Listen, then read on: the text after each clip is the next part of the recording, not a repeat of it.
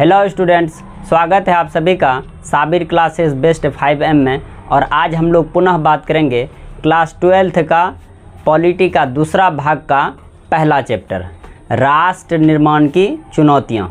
तो इससे पहले हम लोग 2 वीडियो में बात कर चुके हैं, ये तीसरा वीडियो है राष्ट्र निर्माण की चुनौतियाँ। तो हम लोगों का जो चैप्टर का नाम है राष्ट्र निर्माण की चुनौतियाँ। तो हम लोग बात कर रहे हैं राष्ट्र निर्माण। तो हम लोग सब जानते हैं कि जब हमारा देश आज़ाद हुआ तो उसके बाद देश में कई समस्याएं थी, उसको समाधान के लिए कई समस्याएं थी, उसका समाधान हम लोगों को, हमारे देश के नेताओं को करना था। तो हम लोग देख रहे हैं कि हम लोग बात कर रहे हैं भारत का विभाजन के बारे में। मुस्लिम बहुल प्रत्येक इलाका पाकिस्तान में, इस बात को याद रखिएगा, मुस्लिम बहुल प्रत्येक इलाका पाकिस्तान में जाने को राजी नहीं था।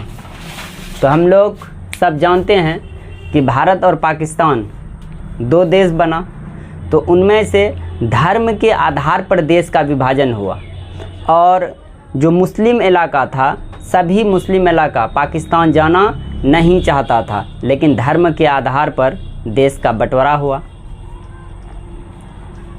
उसके बाद पश्चिम उत्तर सीमा प्रांत के नेता खान अब्दुल गफ्फार खां, इस व्यक्ति का नाम याद रखिएगा, खान अब्दुल गफ्फार खां, जिन्हें सीमांत गांधी के नाम से जाना जाता था, वह द्विराष्ट्र सिद्धांत के एकदम खिलाफ थे, द्विराष्ट्र सिद्धांत के खिलाफ थे। यानी कि खान अब्दुल गफ्फार खां जी ये चाहते थे कि भारत का विभाजन नहीं होना चाहिए, धर्म के आधार पर भारत का विभाजन नहीं होना चाहिए। अब ये समझिए कि ये खान अब्दुल गफ्फार खां आखिर थे कौन।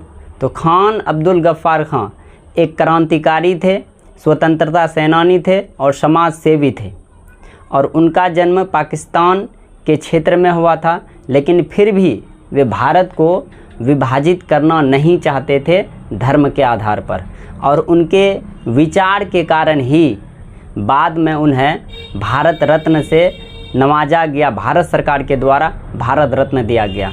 और खान अब्दुल गफ्फार खां पूरी तरह से गांधी जी के रास्ते पर चलते थे, वे अहिंसा के रास्ते पर चलते थे, गांधी जी के कहे हुए बातों पर चलते थे। खान अब्दुल गफ्फार खां हिंसा नहीं चाहते थे। उसके बाद ब्रिटिश इंडिया के मुस्लिम बहुल प्रांत पंजाब और बंगाल, इस बात को याद रखिएगा, पंजाब और बंगाल में अनेक हिस्से बहुसंख्य के आधार पर जिले या उससे निचले स्तर के प्रशासनिक हलके को आधार बनाकर किया गया।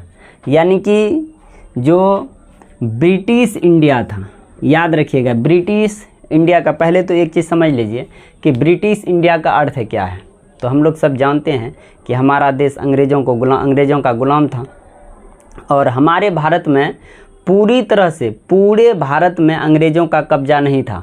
जिन क्षेत्रों में कब्जा था उनको हम लोग ब्रिटिश इंडिया कहे। ब्रिटिश इंडिया इसलिए कहे क्योंकि जो ब्रिटेन की महारानी थी, उसका डायरेक्ट या इनडायरेक्ट जो सत्ता थी वो ब्रिटिश इंडिया के क्षेत्र में थी, यानी भारत के उस क्षेत्र में था। लेकिन कुछ क्षेत्र ऐसे थे जो राजा रजवाड़ा था, वहाँ उनकी सत्ता नहीं थी, लेकिन फिर भी अंग्रेज का प्रभाव था।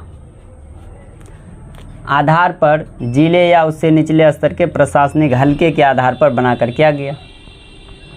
अब हम लोग बात करेंगे भारत विभाजन केवल धर्म के आधार पर हुआ था, इसलिए दोनों ओर के अल्पसंख्यक, इस शब्द पर ध्यान दीजिएगा, अल्पसंख्यक वर्ग बड़े असमंजस में थे कि उनका क्या होगा, वह कल से पाकिस्तान के नागरिक होंगे या भारत के। जब ये बात चर्चाएं चल रही थी कि धर्म के आधार पर देश का विभाजन होगा, तो दोनों तरफ के जो अल्पसंख्यक थे, जो मुस्लिम क्षेत्र में हिंदू कम थे वो अल्पसंख्यक थे, और जो हिंदू क्षेत्र में मुस्लिम कम थे वो अल्पसंख्यक थे, तो वो इस बात में असमंजस्य थे कि आखिर हम जब अपने क्षेत्र को छोड़ेंगे कि नहीं छोड़ेंगे, छोड़ेंगे तो कल हम पाकिस्तान का हो जाएंगे या भारत का हो जाएंगे। भारत में है अल्पसंख्यक है, पाकिस्तान जाना होगा, हम पाकिस्तान के हो जाएंगे। पाकिस्तान में अगर हिंदू अल्पसंख्यक था उस क्षेत्र में, तो इधर आने पर उनको जो है ये ताल ही नहीं लग रहा था कि आज तो हम जहाँ हैं वहाँ के हैं, लेकिन कल भारत के होंगे कि पाकिस्तान के होंगे। इसलिए वो क्षेत्र का लोग पूरी तरह से जो है असमंजस में था कि उनको पता ही नहीं था कि कल हम भारत के निवासी कहलाएंगे कि पाकिस्तान के निवासी कहलाएंगे। उसके बाद विभाजन में आई मुख्य समस्या। तो आखिर भारत और पाकिस्तान का जो विभाजन हुआ तो उसमें मुख्य समस्या क्या थी, सबसे मेन समस्या क्या थी? तो भारत विभाजन की योजना में यह नहीं कहा गया कि दोनों भागों से अल्पसंख्यकों का विस्थापन होगा। इस बात को याद रखिए, धर्म के आधार पर जब भारत का विभाजन हुआ, पाकिस्तान और भारत देश बना, तो ये कहा ही नहीं गया था कि अगर कहीं अल्पसंख्यक है तो उस क्षेत्र को छोड़ दे, या बहुसंख्यक है तो अल्पसंख्यक के साथ उनको वहाँ से भगा दिया जाए, ऐसा कुछ नहीं कहा गया था। लेकिन खुद बखुद अल्पसंख्यक उस क्षेत्र में डरे हुए थे और बाद में वही हुआ जो अल्पसंख्यक थे उन पर बहुसंख्यक के द्वारा अत्याचार किया गया। पाकिस्तान की तरफ हिंदुओं पर अत्याचार किया और भारत के तरफ हर जगह नहीं लेकिन कुछ क्षेत्रों में मुसलमानों पर अत्याचार किया गया। और हर हाल में ये घटनाएं देख करके भारत का विभाजन करना पड़ा। विभाजन से पहले ही दोनों देशों के बंटने वाले इलाके में हिंदू मुस्लिम दंगे भड़क उठे। इस बात को याद रखिएगा, देश का विभाजन भी नहीं हुआ था लेकिन हिंदू मुसलमान के बीच लड़ाई शुरू हो गया दोनों क्षेत्र में, जिसको हम लोग आज पाकिस्तान कहते हैं। उस क्षेत्र में भी जिधर हम लोग भारत में है, इस क्षेत्र में भी धर्म के आधार पर विभाजन हुआ भी नहीं था और दंगा भड़क गया। कई जगह बहुत सारे लोगों को मारा गया। पश्चिम पंजाब में रहने वाले अल्पसंख्यक गैर मुस्लिम लोगों को अपना घर बार, ज़मीन जायदाद छोड़कर अपनी जान बचाने के लिए वहां से पूर्वी पंजाब या भारत आना पड़ा और इसी प्रकार मुसलमानों को पाकिस्तान जाना पड़ा। तो हम लोग बात करें पश्चिम पंजाब, हम लोग सब जानते हैं कि पंजाब जो है पश्चिम में है, ठीक है। हम लोग बिहार से हैं तो बिहार से पश्चिम में है। तो पंजाब कुछ हिस्सा भारत के विभाजन के बाद कुछ हिस्सा पंजाब का जो है पाकिस्तान में चला गया और कुछ हिस्सा पंजाब का जो है भारत में रह गया।